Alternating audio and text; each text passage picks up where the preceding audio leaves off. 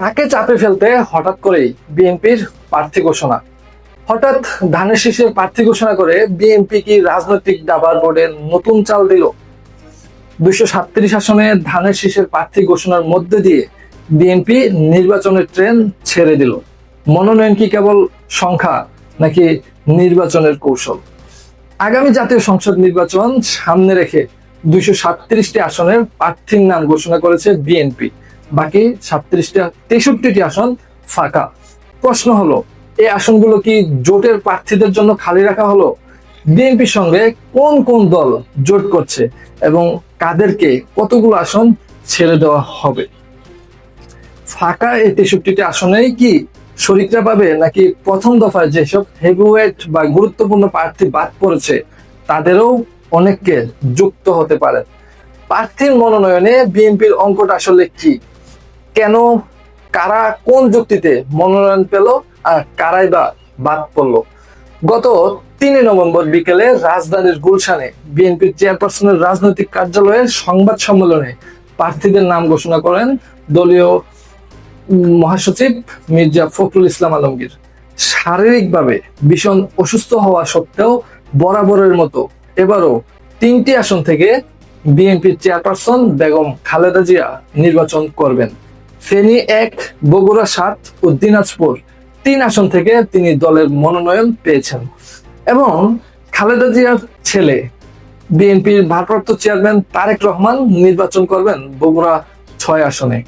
বেগম জিয়ার শারীরিক অবস্থা বর্তমানে বাংলাদেশের সকল জনগণ এবং দেশবাসী জানে। এই অবস্থায় তিনি সশরীরে নির্বাচনী গণসংযোগ করতে পারবেন কিনা সেটি যেমন প্রশ্ন, তেমনি তারেক রহমান কবে দেশে ফিরছেন তা নিয়েও রাজনীতিতে আছে নানান সমীকরণ। কিন্তু তারপরেও এই দুজনকে 4টি আসন থেকে মনোনয়ন দেওয়ার মধ্যে দিয়ে বিএনপি কি বার্তা দেওয়ার চেষ্টা করলো? রাজনীতিতে পরিবারতন্ত্রের যতই সমালোচনা করাই হোক না কেন, বাস্তবতা হলো খালেদা জিয়া এখনো বিএনপির ঐক্যের প্রতীক। তার শারীরিক অবস্থা যাই থাকুক না কেন, তাকে প্রার্থী করার অর্থই হলো দলের নেতাকর্মীদের মধ্যে ঐক্য ধরে রাখা এবং সেই সঙ্গে অন্য দলগুলোর উপরেও একটি বাড়তি চাপ। ম্যারাডোনা শেষের দিকে খেলতে না পারলেও তার মাঠে থাকাটাই যেমন প্রতিপক্ষের জন্য বিরাট দুশ্চিন্তার কারণ হতো, খালেদা জিয়াও নির্বাচনের মাঠে থাকাও ঠিক সেরকম। অর্থাৎ শারীরিক অসুস্থতার কারণে তিনি যদি 3টি আসনে সরাসরি গণসংযোগ করতে নাও পারেন, যদি তিনি বিভিন্ন সমাবেশে ভার্চুয়ালি বক্তব্য দেন, তারপরেও ব্যক্তিগত কারিশমা ও জনপ্রিয়তার কারণে তিনি সবগুলো আসনেই জয়ী হবেন ইনশাল্লাহ। এটি মোটামুটি নিশ্চিত। অর্থাৎ প্রার্থী মনোনয়নে এটি হচ্ছে বিএনপির প্রথম অঙ্ক। বিএনপি ঘোষিত 237 জন প্রার্থীর মধ্যে 81 জন এবার প্রথমবারের মতো সংসদ নির্বাচনে প্রতিদ্বন্দ্বিতা করবেন, আর 151 জন আগে কোনো নির্বাচনের প্রার্থী ছিলেন। তবে এবার প্রাথমিক তালিকায় নেই বেশ কয়েকজন হেভিওয়েট বা গুরুত্বপূর্ণ নেতা। আওয়ামী লীগের দীর্ঘ শাসনামলে বিএনপির নয়াপল্টনের কার্যালয় পাহারা দিয়ে রাখা দলের সিনিয়র যুগ্ম মহাসচিব রুহুল কবির রিজভীও প্রার্থী তালিকা নেই, যা অনেককেই হতবাক করেছে। এবার বাদ পড়েছেন বিএনপির স্থায়ী কমিটির সদস্য নজরুল ইসলাম খান, সেলিমা রহমান, ব্যারিস্টার জমির উদ্দিন সরকার ও রফিকুল ইসলাম মিয়া। ব্যারিস্টার জমির উদ্দিন সরকারের ছেলেকে অবশ্যই মনোনয়ন দেওয়া হয়েছে। বলা হচ্ছে রফিকুল ইসলাম মিয়াকে বাদ দেওয়া হয়েছে শারীরিক অসুস্থতার কারণে। তবে আওয়ামী লীগের আমলে নির্যাতিত এবং দলের ত্যাগী নেতা হিসেবে পরিচিত মুখ মহাসচিব হাবিউন নবী খান সোহেলও এবার মনোনয়ন পাননি। বাদ পড়েছেন সদ্য মনোনীত যুগ্ম মহাসচিব ও ভারপ্রাপ্ত চেয়ারম্যানের উপদেষ্টা হুমায়ুন কবিরও। এছাড়া দলীয় চেয়ারপারসনের উপদেষ্টার মধ্যে আব্দুস সালাম, মোয়াজ্জেম হোসেন আলাল, আসলাম চৌধুরী, আমিনুর রশিদ, ইয়াসিন এবং ভাইস চেয়ারম্যান শামসুজ্জামান দুদু, আসাদুজ্জামান রিপনের নামও নেই প্রার্থীর তালিকায়। এখানে বিএনপির অঙ্কটা পরিষ্কার নয়। তবে অনেকে মনে করছেন যে 63টি আসন ফাঁকা আছে, তার অনেকগুলো আসনে হয়তো এই নেতারা ভবিষ্যতে মনোনয়ন পাবেন। আবার যদি সংসদে উচ্চকক্ষ হয়, তাহলে সেখানে মনোনয়নের জন্য তাদেরকে প্রাথমিক তালিকার বাইরে রাখা হতে পারে বলে মনে করা হচ্ছে। তবে শেষ পর্যন্ত জাতীয় নির্বাচন কিংবা উচ্চকক্ষ কোথাও জায়গা না হলেও দলের ত্যাগী ও পরীক্ষিত নেতাদের কেউ কেউ টেকনোক্রেট মন্ত্রী কিংবা সরকারের বিভিন্ন গুরুত্বপূর্ণ প্রতিষ্ঠানের প্রধানের দায়িত্ব পেতে পারেন এমন গুঞ্জনও রয়েছে। বিএনপি সম্ভাব্য প্রার্থীদের নাম ঘোষণার সময় দলের মহাসচিব বলেছিলেন, এটি চূড়ান্ত নয়, যে কোনো সময় পরিবর্তন আসতে পারে। ঠিক তাও হলো।